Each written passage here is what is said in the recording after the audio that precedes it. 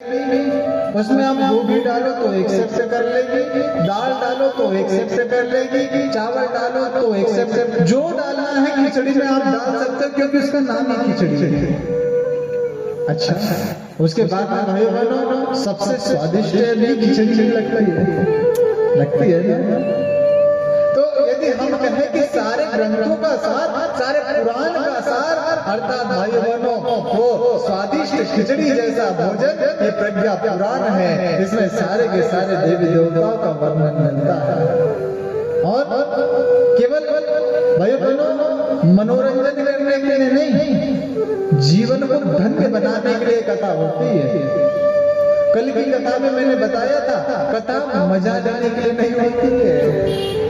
अरे गए के साथ कथा में मजा नहीं आया, अच्छा चार बातें बताओ कथा में क्या क्या मिला, वो तो नहीं पता लेकिन मजा नहीं, मजा लेने के लिए कथा नहीं होती मेरे भाइयों बहनों। यदि मजा लेने के लिए कथा होती तो ये जगह आपकी इतनी कम पड़ जाती, क्योंकि आज दुनिया मजा के दीवानी हो गई है। उनको नृत्य नर्तकी, उनको नाट्य, उनको भौतिकता की चकाचौंध हो तो भाई बहनों वहां पे संख्या समाती नहीं है। लेकिन जहाँ पे धर्म की बात, जहाँ ज्ञान की बात, जहाँ मर्म की बात, जहाँ संस्कार की बात, जहाँ संस्कृति की बात, जहाँ सभ्यता की बात होती है वहां प्रजाजन के पास में समय नहीं होता मेरे भाई बहनों। लेकिन हम लोग चिंता नहीं करते हैं, क्यों?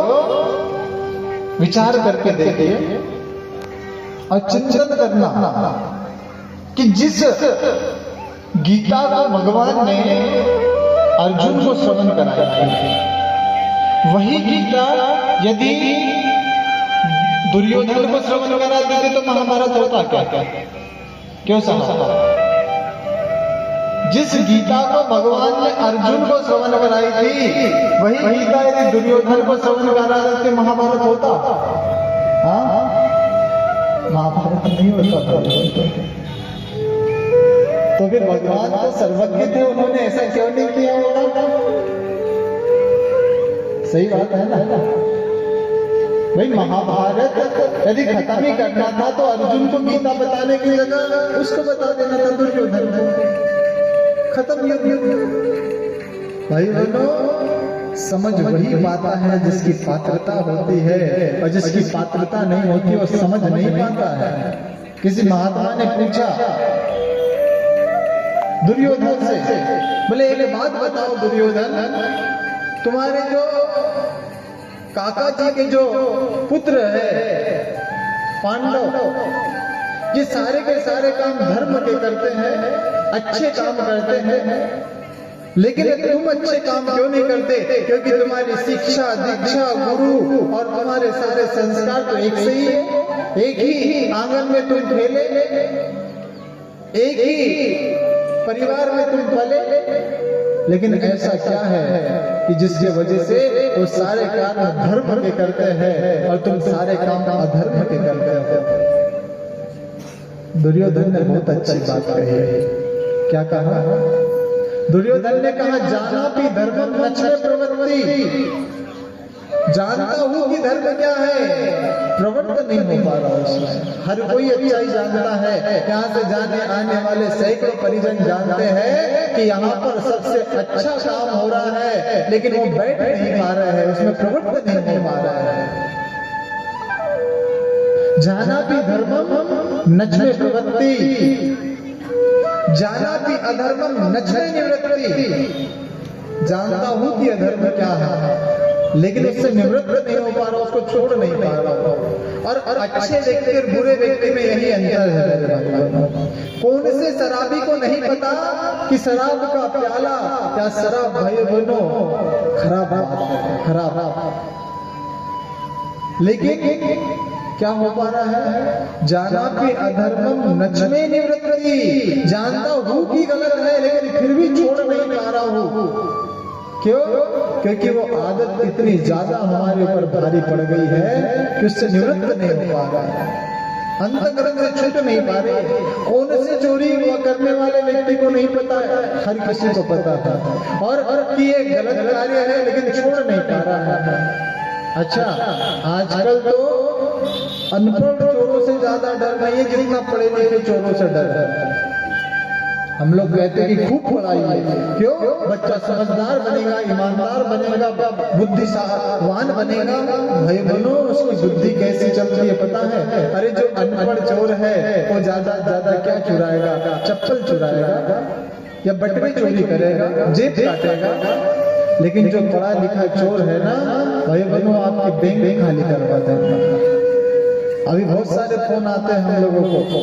आजकल तो गवर्नमेंट ने उसको डायल टोन पे डाल दिया कि खबरदार जो भी साइबर वाले फोन आते हैं उस पर ध्यान न दें। जो पढ़ा लिखा चोर है भाई बहनों हमारी बैंक को खाली करता है, और जो अनपढ़ चोर है वो चप्पल चुराता है या हमारे जेब में से 100-500 रुपए चुराता है। इसलिए हम लोग चिंतन करके देखें, विचार करके देखिए कि किस दिशा और दशा में हम लोगों का जीवन जा रहा है। इसीलिए परम पूज्य गुरुदेव ने कहा कि बेटा, आज मनुष्य के पास में सब कुछ है, लेकिन आज सद्बुद्धि व्यक्ति के पास में नहीं है। जिस प्रकार भोजन में सब कुछ डला हो लेकिन नमक न डला हो तो भोजन का स्वाद आता है क्या? भोजन में सब कुछ हो और नमक न हो तो भोजन का स्वाद नहीं आता है भाई बहनों। उसी प्रकार हॉस्पिटल में सब कुछ हो लेकिन वहाँ डॉक्टर न हो तो हॉस्पिटल जाने का कोई तात्पर्य नहीं निकलता। मंदिर में सब कुछ हो लेकिन वहाँ पर यदि देव प्रतिमा न हो, देवी देवताओं की फोटो प्रतिमा न हो तो मंदिर में जाने का कोई लाभ नहीं मिलता। गाड़ी में सब कुछ हो और इंजीनियर यदि भाई बहनों मैकेनिकल ब्रेक लगाना भूल जाए तो गाड़ी चल नहीं पाती। उसी प्रकार मनुष्य के जीवन में सब कुछ हो और सद्बुद्धि और सद्विवेक नहीं है तो मनुष्य का जीवन अधूरा है। मनुष्य के जीवन अधूरा है। इसलिए सद प्रज्ञा की शरण में हम लोगों को जाना चाहिए। तो जब परम पूज्य गुरुदेव ने 4 वेद 18 पुराण 108 उपनिषदों का भाष्य किया, इतना सारा अजस्र साहित्य लिखा, 3200 से अधिक ज्यादा उनका साहित्य लिखा, अपने बदन से दोगुना परम पूज्य गुरुदेव ने साहित्य लिखा, तो क्या आवश्यकता उनको पड़ गई थी कि पावन प्रज्ञा पुराण का विमोचन उन लोगों ने किया? ये पावन प्रज्ञा पुराण की कथा सामान्य कथा नहीं मेरे भाई बहनों। इस कथा के जो मुख्य वक्ता है वो भगवान श्री हरि विष्णु है, और इस कथा के जो श्रवण करता ऋषि है वो देवर्षि नारद है। कौन है? देवर्षि नारद है। तो भगवान विष्णु ने जब यह कथा देवर्षि नारद को श्रवण कराई, और वही कथा पावन प्रज्ञा पुराण की देवर्षि नारद ने भगवान महाकाल को यह कथा श्रवण करवाई। फिर भगवान महाकाल ने कथा किसे श्रवण कराई? तो भगवान महाकाल ने भाई बहनों कहते हैं कि परशुराम जी को ये पावन प्रज्ञा पुराण की कथा को श्रवण कराया, और परशुराम जी ने हमारे दादा गुरु श्री सर्वे सर्वानंद जी उनको ये कथा श्रवण कराई, और श्री सर्वे सर्वानंद जी ने यह कथा हमारे परम पूज्य गुरुदेव युग ऋषि तपोनिष्ठ वेद मूर्ति आचार्य पंडित श्री राम शर्मा आचार्य जी को यह कथा सुनाई, और उनके हृदय हिमालय से ज्ञान की यह गंगा प्रज्ञा पुराण के रूप में भाई बहनों प्रत्येक जनमानस तक फ्री अवेलेबल करवाते फ्री, ताकि सद विचारों का आलोक जन जन तक पहुंचना चाहिए। तो इतना सब कुछ साहित्य लिखने के बाद में गुरुदेव को इस कथा लिखने की आवश्यकता क्या पड़ गई थी? अच्छा, एक बात बताना आप लोगों ने, यदि सिरदर्द हम लोगों का हो रहा है तो इलाज सिरदर्द का ही करना पड़ेगा। सिरदर्द यदि हो रहा है तो पैर को बाम लगाने से सिरदर्द ठीक हो जाएगा क्या? हाँ, यदि पैर दर्द हो रहा है तो सिर को बाम लगाए या सिर की सेकाई करे या सिर दर्द की गोली खाए तो पैर ठीक हो जाएगा क्या? भाई बहनों, जिस युग में जैसा रोग होता है उस अनुसार जो युग वैद्य होता है उस प्रकार से युग का समाधान ज्ञान के माध्यम से निकालता है। ये पावन प्रज्ञा पुराण आज व्यक्ति के पास में सब कुछ है, लेकिन आज माइंड अपसेट हो गया है। व्यक्ति के पास में टीवी सेट है, सोफा सेट है, गाड़ी सेट है, जो उसकी कपड़े का सेट है, सब कुछ सेट है, लेकिन माइंड अपसेट हो गया है। और माइंड को सेट करने के लिए पावन प्रज्ञा पुराण की कथा भाई बहनों हम सभी लोग यहाँ पे श्रवण करेंगे। सुनो हृदय पट खोल सब जन यहाँ पावन प्रज्ञा पुराण है। आइए हम पावन प्रज्ञा पुराण में प्रवेश करते हैं और भाई बहनों पावन प्रज्ञा पुराण की महिमा का मंडन इस गीत के माध्यम से करते हैं।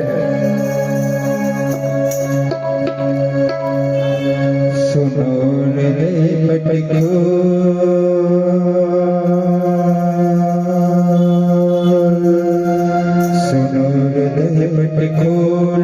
सब जन यह प्रज्ञा पुराण है। सुनो हृदय पट खोल, सुनो हृदय पट खोल सब जन यह प्रज्ञा पुराण है। सुनो हृदय पट खोल, सुनो हृदय पट खोल सब जन यह प्रज्ञा पुराण है। प्रज्ञा पुराण है।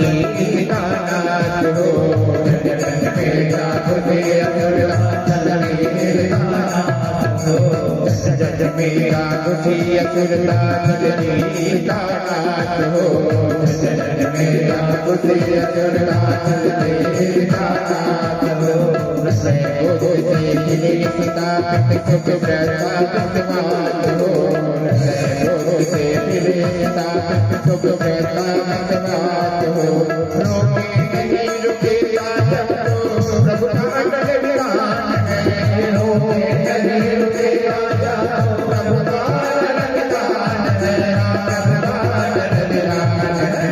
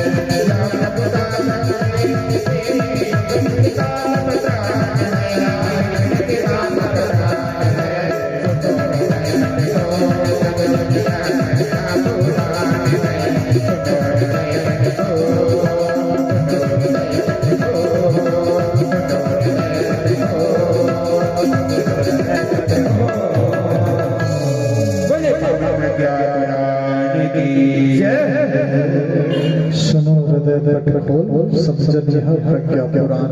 भाई बहनों, क्यों हृदय पर खोल करके इस कथा को श्रवण करना है?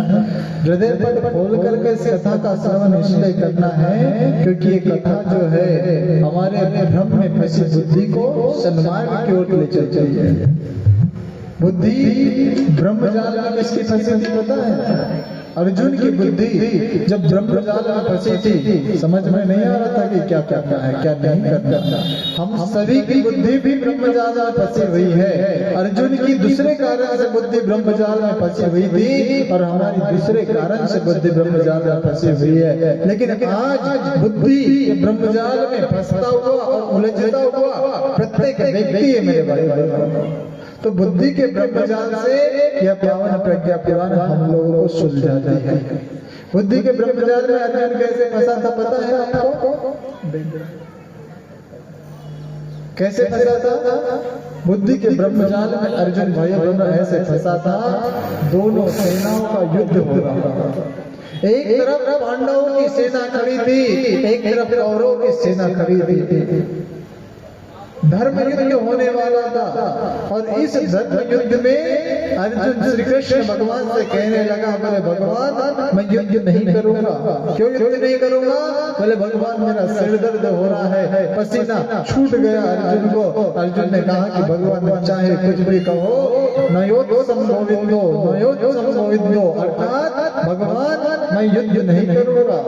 क्यों युद्ध नहीं करूंगा? भाई बहनों, युद्ध इसलिए नहीं करूंगा क्योंकि अर्जुन ने कहा कि बोले जो सामने जिनसे मैं युद्ध कर कर विजय का, यदि मैं माला भी पहनूं तो किसे मार करके पहनूं? सामने तो मेरे कोई नाना है, कोई ताऊ है, कोई दादा है, कोई चाचा है, कोई भाई है, कोई भतीजा है, कोई पुत्र है, कोई सगा है, कोई संबंधी है, और मैं इन्हें मार करके युद्ध नहीं करूंगा। क्यों नहीं करूंगा? अरे बनो, जब बुद्धि का ब्रह्मजाल होता है तो फिर मन मस्तिष्क के भीतर ऐसे ही विचार आते हैं। श्री कृष्ण भगवान ने समझाया, बोले अर्जुन तुम्हें युद्ध करना पड़ेगा। क्यों?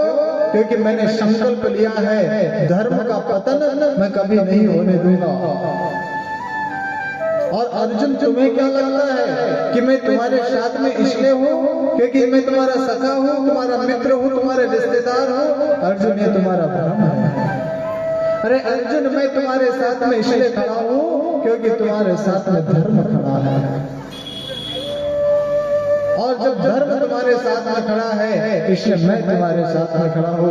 अर्जुन, तुम चिंता मत करो, तुम्हें धर्म को बचाने के लिए युद्ध करना पड़ेगा।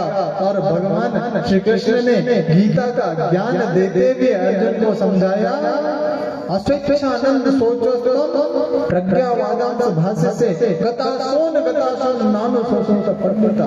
बोले अर्जुन, जो नहीं सोचने योग्य बात है उस पर चिंतन कर रहा है, और जो सोचने योग्य है, जो धर्म की बात है, जो मर्म की बात है, और जो करने योग्य कर्म की बात है, अर्जुन तेरा ध्यान उस पर नहीं जाता।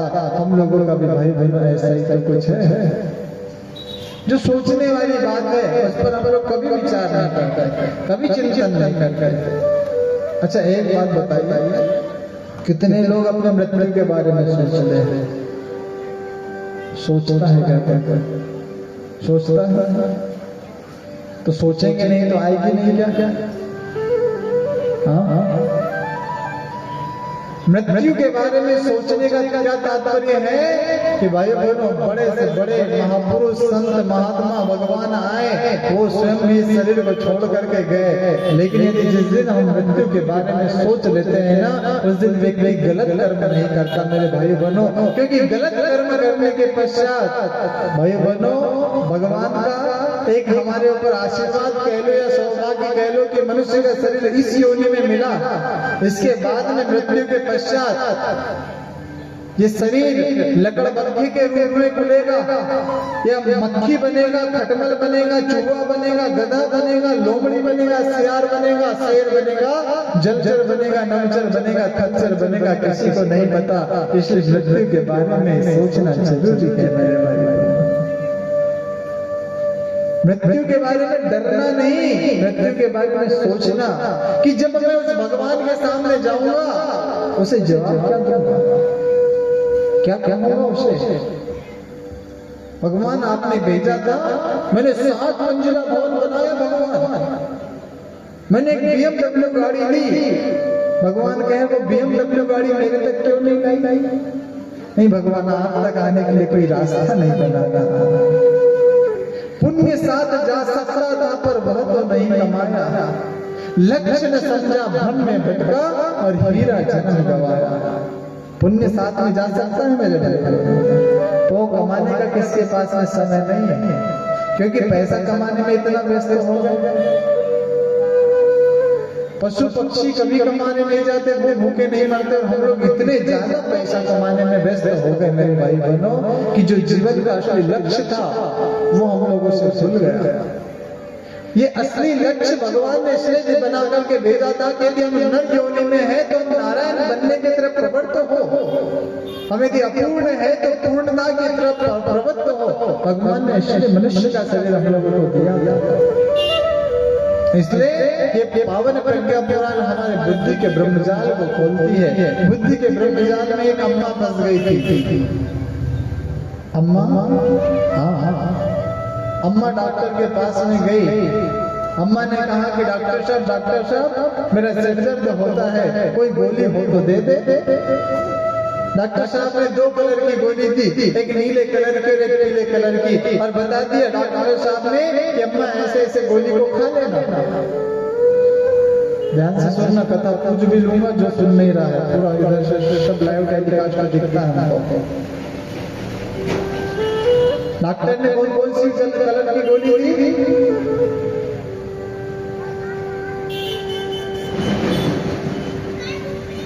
दो कलर की दी। कौन सा कलर?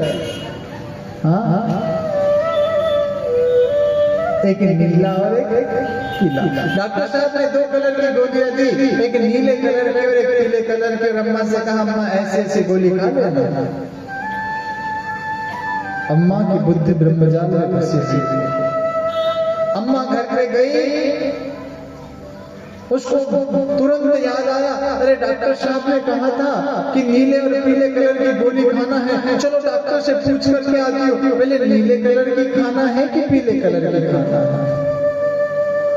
डॉक्टर साहब के पास में अम्मा गई, पूछा, बोले डॉक्टर साहब एक बात बताइए कौन सी?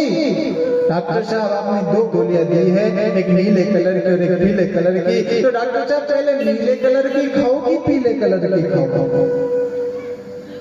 डॉक्टर ने कहा अम्मा दोनों गोली एक साथ में खाना है, पीले कलर की खाना है पीले कलर की खा लेना, नीले कलर की खाना है नीले कलर की खा लेना, बस खाना है इतना ध्यान रखना। बोले ठीक है डॉक्टर साहब। कुछ दूर अम्मा हॉस्पिटल से उतरी, धीरे धीरे आगे बढ़ने लगे। न जाने अम्मा के दिमाग में और कौन सा विचार आ गया। अम्मा पुनः डॉक्टर के पास में लौट करके आए, बोले डॉक्टर साहब एक बात बताइए, ये जो आपने गोली दी है ये दूध के साथ में लेना है या पानी के साथ में लेना है? डॉक्टर ने कहा अम्मा घर पे यदि दूध पर्याप्त हो तो दूध के साथ ले लेना, और यदि दूध ना हो तो पानी के साथ में भी गोली को लिया जा सकता है। बोले ठीक है। अब भाई बहनों, अम्मा उतरने के बाद में धीरे धीरे घर की तरफ आगे बढ़ने लगी। घर की तरफ आगे बढ़ने के पश्चात में जाने अम्मा के दिमाग में और कौन सा विचार आ गया। अम्मा पुनः डॉक्टर के सामने जाकर के खड़ी हो गई, डॉक्टर साहब और एक बात। बोले कौन सी? बोले डॉक्टर साहब एक बात बताइए, ये जो आपने गोली दी है इसको पलंग पर बैठ के खाओ या नीचे बैठ कर खाओ? डॉक्टर साहब ने कहा अम्मा पलंग पे बैठना है पलंग पे बैठ जाना, नीचे बैठना है नीचे बैठ जाना, बस एक बात याद रखना अम्मा, और वो कौन सी? पेट में गोली जानी चाहिए। ठीक है डॉक्टर साहब। अम्मा घर के तरफ आगे बढ़ने लगी, कुछ देर तक गई। कुछ देर तक जाने के पश्चात अम्मा के दिमाग में और कोई नया विचार आया और अम्मा पुनः वापस लौट के डॉक्टर के सामने खड़ी हो गई, डॉक्टर साहब और एक बात। कौन सी? बोले डॉक्टर साहब एक बात बताइए, ये गोली पूर्व की तरफ मुंह करके खाओ कि पश्चिम की तरफ मुंह करके खाओ? डॉक्टर साहब मेरे समझ में नहीं आ रहा है। डॉक्टर ने कहा, बोले अम्मा पूर्व की तरफ मुंह करना है पूर्व की तरफ कर लेना, पश्चिम की तरफ करना है पश्चिम की तरफ कर लेना, बस एक बात याद रखना पेट में गोली जानी चाहिए। अब डॉक्टर को लगा कि शायद अब सारे प्रश्न खत्म हो गए होंगे अम्मा के, लेकिन भाई बहनों इतने में काम खत्म करवाना है। अम्मा आगे बढ़ी, अम्मा आगे बढ़ने के पश्चात पुनः वापस डॉक्टर के सामने खड़ी हुई। बोले डॉक्टर साहब बस एक आखिरी बात पूछने की रह गई है, वो कौन सी? बोले डॉक्टर साहब एक बात बताइए, ये जो गोली आपने दी है ये बहू के हाथ से खाओ कि बेटे के हाथ से खाओ? और भाई बहनों डॉक्टर ने कहा अम्मा बहू के हाथ से खाना है बहू के हाथ से खा लेना, बेटे के हाथ से खाना है बेटे के हाथ से खा लेना। अरे नहीं खाना है मत खाना, लेकिन अम्मा आप दोबारा मेरे पास में मत आना। भाई बहनों ऐसा हम लोगों की बुद्धि ब्रह्मजाल में फंस गई है, ऐसी बुद्धि हमारी ब्रह्मजाल में फंसी है। पूजा पूर्व की तरफ मुंह करके करे या पश्चिम की तरफ मुंह करके करे? सोया पूर्व की तरफ पैर करके सोया जाए या पश्चिम की तरफ या उत्तर की तरफ या दक्षिण की तरफ? किस ब्रह्मजाल में हम लोग फंस गए हैं? एक महात्मा जी पूर्व की तरफ पैर करके सो रहे हैं, अब पूर्व की तरफ जब पैर करके महात्मा जी सो रहे थे, तो यदि भारत का नक्शा आप लोगों ने देखा होगा तो भाई बहनों, पूर्व की दिशा में जो है उड़ीसा जगन्नाथपुरी, पूर्व की दिशा में जगन्नाथपुरी। तो जगन्नाथपुरी के कुछ भक्त आए, बोले राम राम राम, इस मूर्ख को इतनी अकल नहीं है, अरे पूर्व की तरफ पैर करके सोता है, अरे पूर्व की तरफ तो भगवान जगन्नाथ है, भगवान जगन्नाथ नाराज हो जाएंगे। उस व्यक्ति ने सोचा कि महात्मा जी बात तो सही कह रहे हैं। वो बेचारा भोला भाला व्यक्ति उठा और पश्चिम की तरफ पैर करके सो गया। अब सोचा सही है आप लोगों का। एक और व्यक्ति उधर से आया, बोले इस मूर्ख को इतनी अकल नहीं है, पश्चिम की तरफ पैर करके सोता है, अरे पश्चिम की तरफ तो भगवान द्वारकाधीश का मंदिर है, द्वारिका नाथ, अरे यदि पश्चिम की तरफ पैर करके सोएगा तो भगवान द्वारकाधीश नाराज हो जाएंगे। व्यक्ति ने सोचा मैं पूर्व में पैर करता हूँ तो भगवान जगन्नाथ नाराज होते हैं, पश्चिम में पैर करता हूँ तो भगवान द्वारकानाथ नाराज होते हैं, तो अब क्या करूं? तो भाई बहनों, अब उत्तर की तरफ पैर करके सो गया। जैसे ही उत्तर की तरफ पैर करके सोया और एक भक्त उनके पास में आए, अरे राम राम राम राम, इस मूर्ख को क्या इतनी अकल नहीं है, अरे उत्तर की तरफ पैर करके सोता है, अरे उत्तर की तरफ तो हरिद्वार है, केदारनाथ है, बद्रीनाथ है, माता वैष्णवी का मंदिर है, कितने सारे देवी देवताओं के विशेष नाम तो उत्तर की तरफ है, अरे मूर्ख उत्तर की तरफ पैर करके सोता है, अरे भगवान नाराज हो जाएंगे, भगवान केदारनाथ नाराज हो जाएंगे। व्यक्ति उठा और उसने सोचा मैं न पूर्व में पैर कर सकता, न पश्चिम में कर सकता, और न उत्तर में पैर कर सकता, तो मैं पैर करूं किधर? अब एक समझ गई कौन सी? धन्यवाद भाई, पता भी तो चले कि कथा समझ में आ रही है। कौन सी दिशा बच गई? दक्षिण दिशा बच गई। अब वो व्यक्ति ने सोचा मैं पूर्व में भी पैर नहीं कर सकता, वो पश्चिम में भी नहीं कर सकता, उत्तर में भी नहीं कर सकता। वो उठा और एक दिशा बची थी दक्षिण, और दक्षिण की तरफ पैर करके सो गया। और जब दक्षिण की तरफ पैर करके सोया तो दक्षिण की तरफ पैर करके सोने के पश्चात और एक भक्त उधर से आए, अरे राम राम राम, इस मूर्ख को इतनी अकल नहीं है, अरे भगवान श्री राम ने अपने हाथों से एक भगवान शिवलिंग का स्थापना की थी, और वो शिवलिंग रामेश्वर कहलाई थी, और वो भगवान रामेश्वर यदि दक्षिण की तरफ मुंह करके सोता है तो भगवान रामेश्वर नाराज हो जाएंगे। उसने कहा अब तो समस्या हो गई, अब तो न पूर्व में पैर कर सकता, न पश्चिम में कर सकता, न उत्तर में कर सकता, न दक्षिण में कर सकता, अब मैं सोऊं कैसे? अब तो सोने की समस्या हो गई। एक ऐसा खंबा खड़ा हुआ था, भाई बहनों, उसने सोचा कि चलो खड़े खड़े होकर के सोने का प्रयास किया जाए। खड़े होकर खंबे के सहारे खड़े होकर सोने का प्रयास कर रहा था। एक और महात्मा जी आए, उन्होंने कहा अरे मूर्ख, कोई सोने का तरीका है?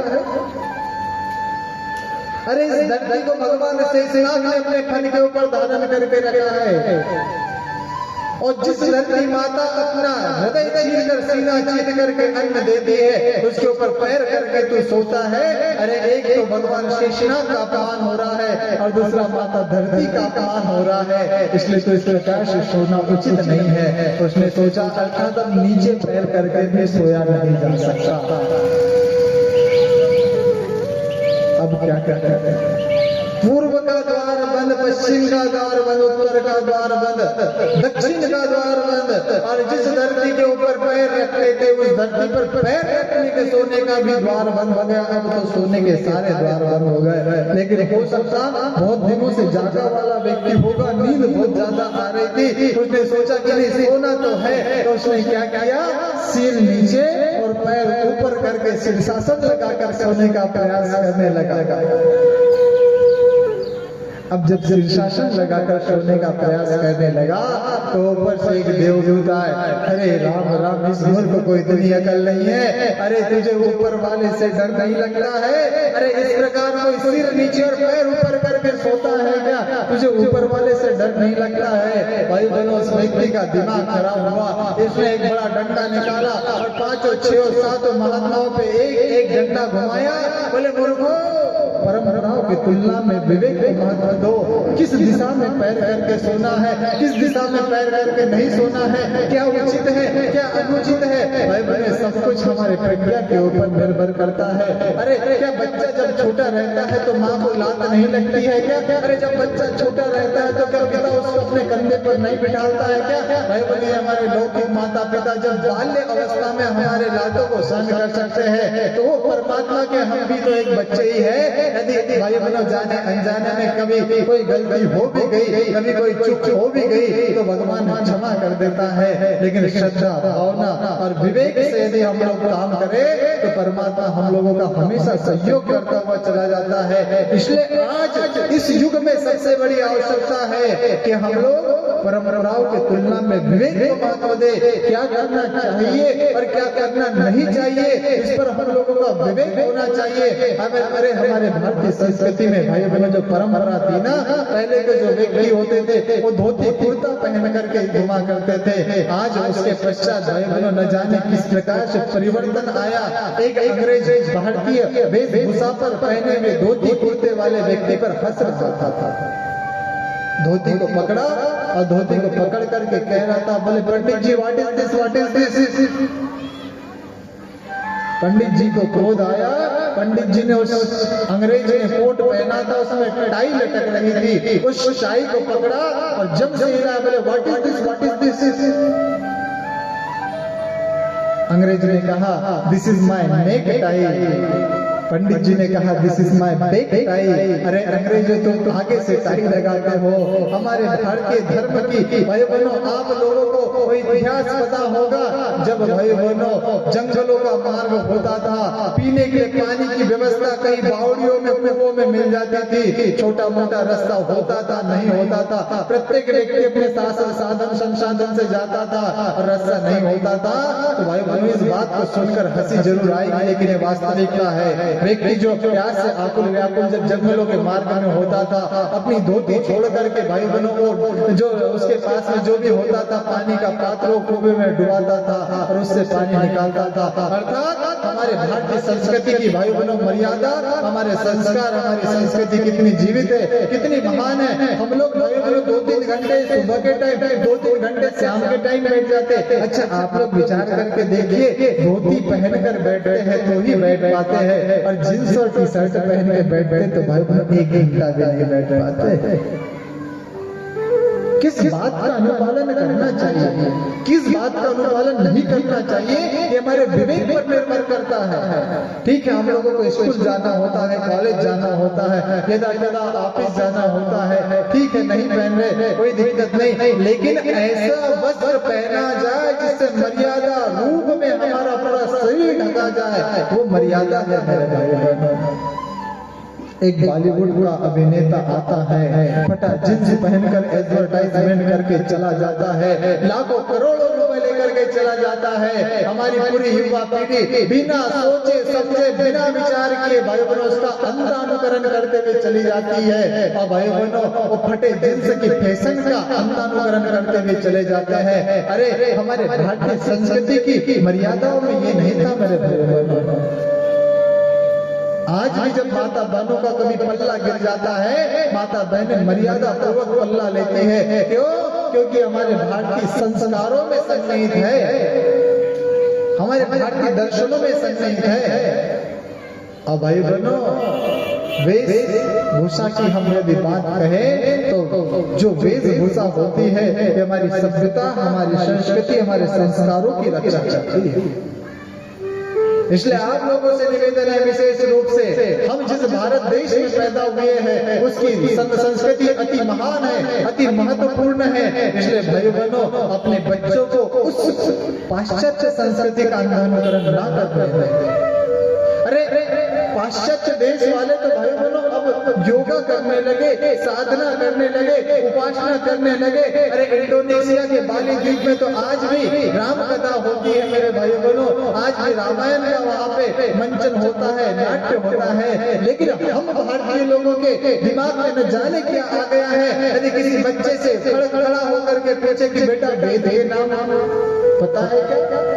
अच्छा कौन सा वेद? जो मेरे क्लास में पढ़ता होता वेद? अरे वो वेद नहीं। वेद कितने प्रकार के होते हैं कुछ नहीं पता।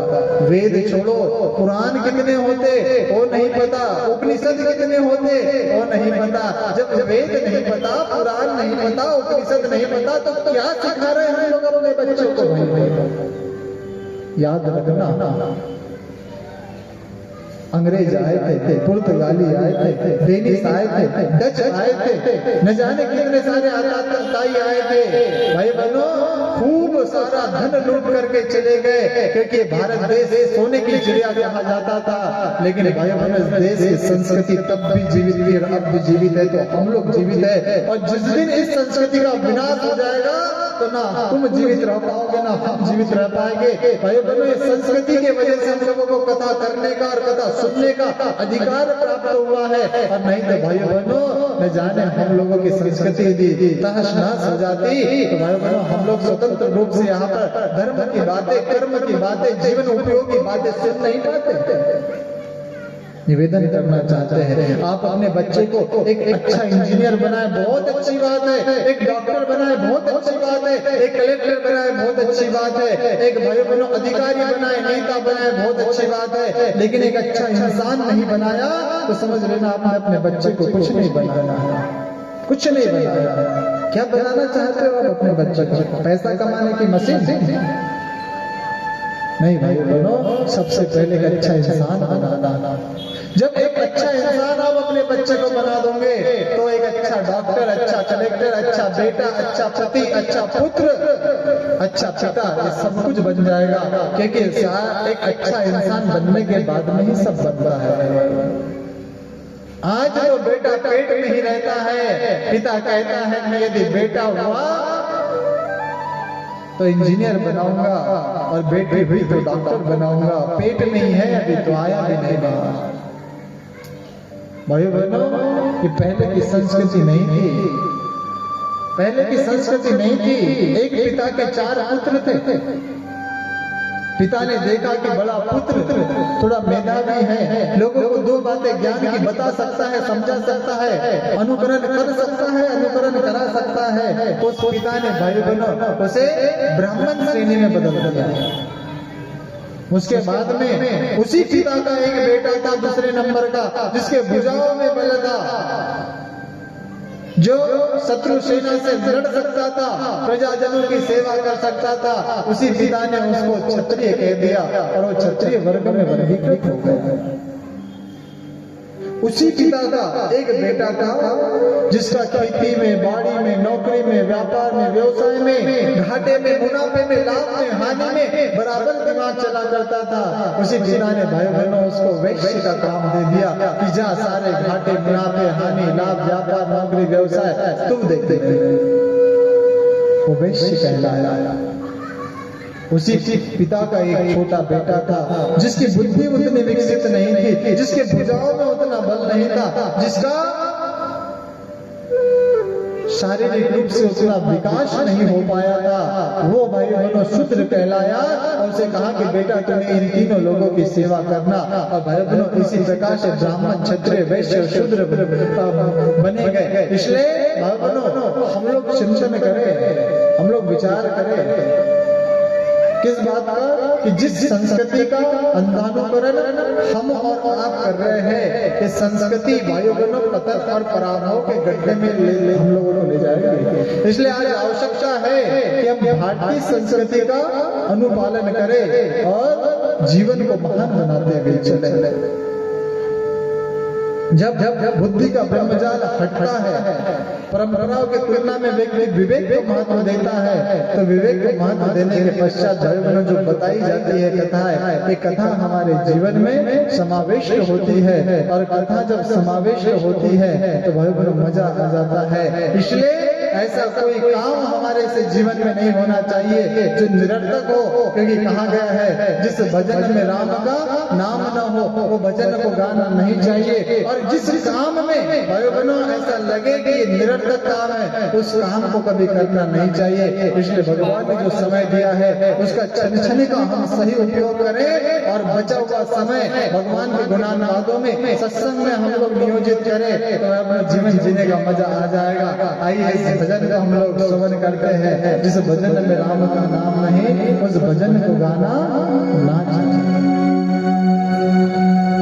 जिस भजन में राम का नाम न हो, उस भजन को गाना चाहिए। जिस भजन में राम का नाम न हो, उस भजन को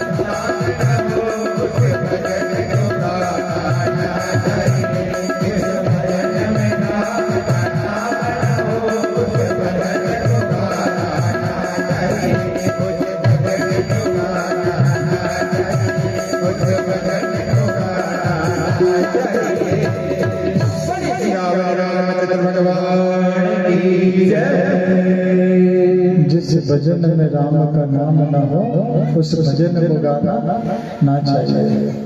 और भाई बहनों, जिस काम को करके ऐसा लगे ना कि ये काम हमें करने की आवश्यकता नहीं है, तो उसको काम करने की आवश्यकता नहीं है। क्योंकि यदि हम लोग रामचरितमानस को उठा करके देखे, रामायण को उठा करके देखे, तो भाई बहनों, जिसने उस रामायण का अनुकरण अपने जीवन में